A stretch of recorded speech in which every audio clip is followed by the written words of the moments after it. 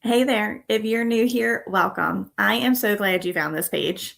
I'm Amanda, registered nurse, single mom of two amazing boys, and the face behind Holistically Blessed.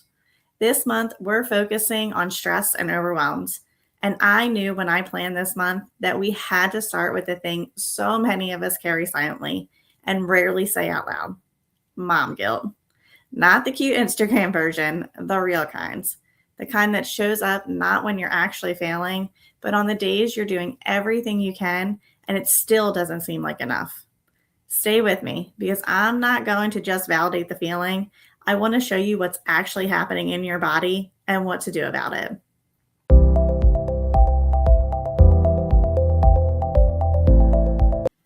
I want to make a clinical argument first because guilt often gets treated like it's just an emotion, something to push past or feel a little embarrassed about needing help with. But here's what actually is happening inside of your body. Guilt, specifically the replay kind so many moms experience, is a stress response.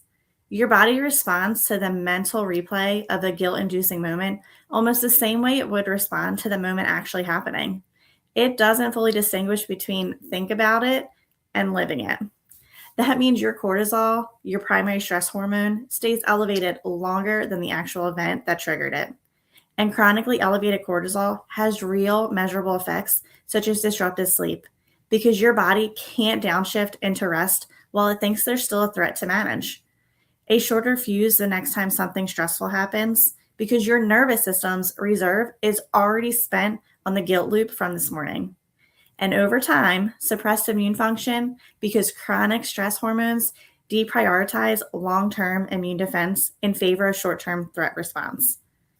None of that is a character flaw. It's physiology. And your body is doing exactly what it's designed to do: respond to what it perceives as an ongoing threat.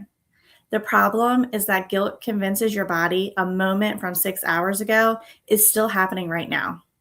Guilt is supposed to be information. It's supposed to deliver a message. Hey, pay attention to this, and then leave.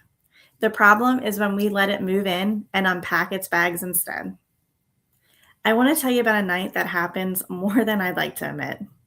Long day, long shift. I pick my kids up, snapped at them over something small in the car, the kind of thing that, looking back, really wasn't a big deal.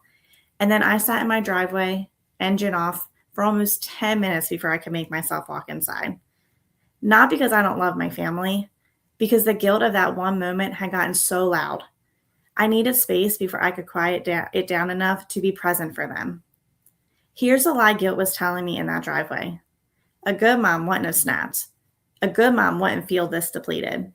A good mom would have more patience left by 5 p.m. But none of that is true. A good mom is a human mom, and humans run out of reserve sometimes, especially when they've been pouring out all day with very little coming back in. That night, what actually got me through the door wasn't waiting for the guilt to pass on its own. It was doing something with it. So here's exactly what I did that night and what I still do anytime the guilt spiral starts. Step one, I name it out loud, even if it's just to myself in an empty car. I feel guilty about snapping earlier. Naming it takes it out of the vague, looping background noise and makes it something specific I can address. Step two, oil and breathe. I use Forgive, doTERRA's Renew Blend, rolled on my wrist. I take 3 slow breaths while I apply it. This isn't magic. It's a physical sensory cue that tells my body we are setting this one down now. Pairing a scent with an intentional action is a simple but genuinely effective way to interrupt a mental loop. Step 3, repair what's fixable and release what isn't. If I need to apologize to my kids, I do it plainly, without over-explaining or making them manage my guilt for me. And if there's truly nothing left to fix, I let it go anyway. Not because I've decided it didn't matter, but because carrying it further doesn't serve anyone, including the person I already made things right with. Name it, oil and breathe, repair or release. That's the whole ritual. It's not complicated, and that's exactly why it works. It doesn't ask for energy I don't have at the end of a hard day. Let me tell you a bit about the oil I mentioned. Forgive, doTERRA's Renew Blend. And I want to flag that Saturday's oil spotlight goes much deeper on this one, including the full blend breakdown and safety information. So consider this a preview. Forgive is designed specifically to support the release of negative emotions, shame, regret, the heavy, I should have done better feeling that so many of us carry. It has a grounding, slightly warm citrus and wood scent profile. I use it anytime I catch myself spiraling into guilt. A quick roll on the wrist, a few slow breaths, and it becomes a physical anchor point, a signal to my body that we're done replaying this one. It's not a replacement for the actual mindset work, but paired with it, it's become one of the oils I reach for most as a busy, imperfect, still trying mom. Full deep dive on Saturday, sourcing, the individual oils in the blend, and the complete safety picture. Don't miss out. Romans 8:1.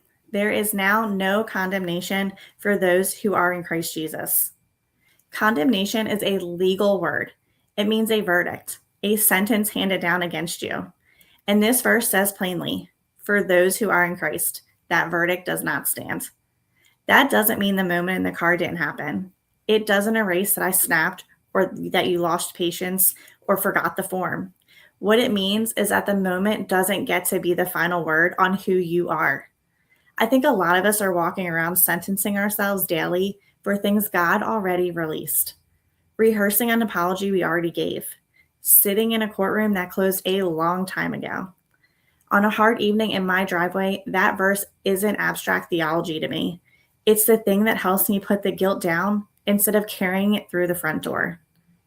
You can acknowledge the moment honestly, do the repair work if there's repair to do, and still know it doesn't define you. Both things are true at once. So if you're the mom sitting in her own version of the driveway tonight, replaying something, feeling like it's not enough, I want you to hear this. Guilt is information, not a home address. You're allowed to feel it, learn from it if there's something to learn, and then put it down. If this video gave you something, hit that like button. It helps this channel reach more moms who need to hear it. Subscribe if you haven't, because we have a lot to cover this month. Leave me a comment and tell me, what does your guilt spiral usually sound like? I read every single one and I'll respond.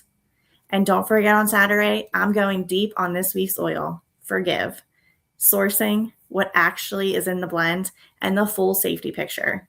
You don't want to miss that one. I hope you all have a blessed week, and I will see you in the next video.